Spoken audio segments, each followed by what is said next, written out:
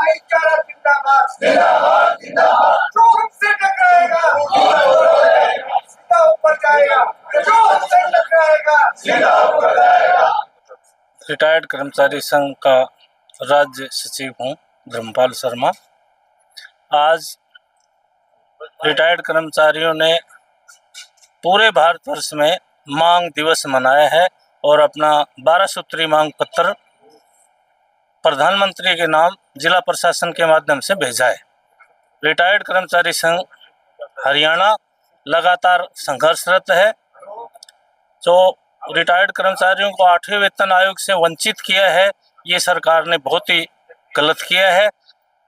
हम सरकार से मांग करते हैं कि रिटायर्ड कर्मचारियों को भी 8वें वेतन आयोग का लाभ दिया जाए पहले की तरह से, और जो कम्यूटेशन की राशि है वो 11 वर्ष तक ही काटी जाए, क्योंकि 11 वर्ष में वो पूरी हो जाती है। अब 15 साल तक कम्यूटेशन की राशि काटी जाती है।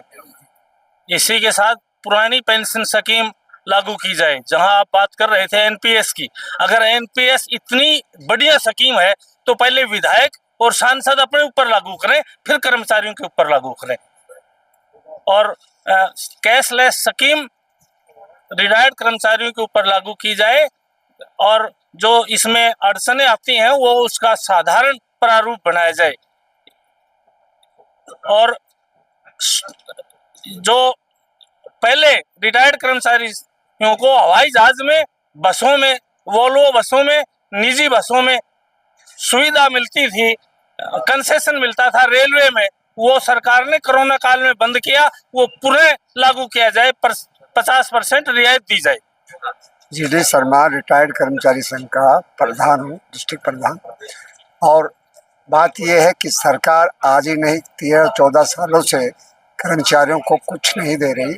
हताश है कर्मचारी, परेशान है कर्मचारी। इनकी जायज़ मांगे हैं, एनुअल डिमांड है जो सरकार को माननी चाहिए, लेकिन सरकार हठधर्मी पर आई हुई है, हाँ तक भर लेती है लेकिन सकारात्मक रूप से किसी को कुछ नहीं देना चाहती।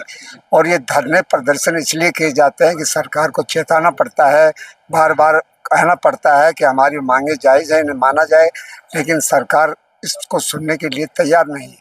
धरने प्रदर्शन बीच में होते रहे हैं, मीटिंगें चलती रही हैं, वहाँ इनसे बातचीत होने का समय भी नहीं मिल पा रहा है। तो मैं ये कहना चाहूँगा आपके माध्यम से कि इनकी 10 डिमांड है, एक डिमांड भी सरकार नहीं मान रही, तो और कहाँ से मानेगी। इस महंगाई के दौर में कर्मचारियों के पास इतना पैसा कहाँ से आएगा जो परिवार का पालन पोषण करे। एकमात्र पेंशन ही एक ऐसी है जिससे कि बच्चों का गुजारा हो सकता है। 25 मार्च 2025 को एक वित्त विधेयक लोकसभा में पास कर दिया गया और रिटायर्ड कर्मचारियों के जो 8वां वेतन आयोग था उस पर घास गिरी, और वो ऐसा हुआ कि उनका टर्म्स एंड कंडीशन लगा दी, वो नहीं मिल पाएगा। सरकार से जब बात होती है वो कहती है किसी ने नहीं काटा, आपको पूरा मिलेगा। इसके अलावा कुछ ऐसा भी है कि जो ऑलरेडी कर्मचारी रिटायर हैं वो भी, और 31/3/2015 के बाद 25 के बाद हुए वो भी, इन दोनों को इस 8वें वेतन आयोग के लाभ से वंचित कर दिया गया है। तो ये स्पष्ट है कि आपके माध्यम से जाए और उसमें सरकार को ये पता लगे कि कर्मचारियों की वाजिब है 8वां वेतन इनको मिलना चाहिए।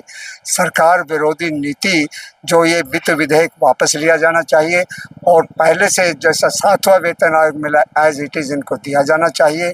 और मेडिकल भत्ता जो है मात्र 1000 रुपये, 1000 रुपये से कुछ नहीं होता, कम से कम 3000 रुपये मेडिकल भत्ता बढ़ाना चाहिए। पुरानी पेंशन बहाल होनी चाहिए, नई पेंशन बंद होनी चाहिए, नई से कोई फ़ायदा नहीं है।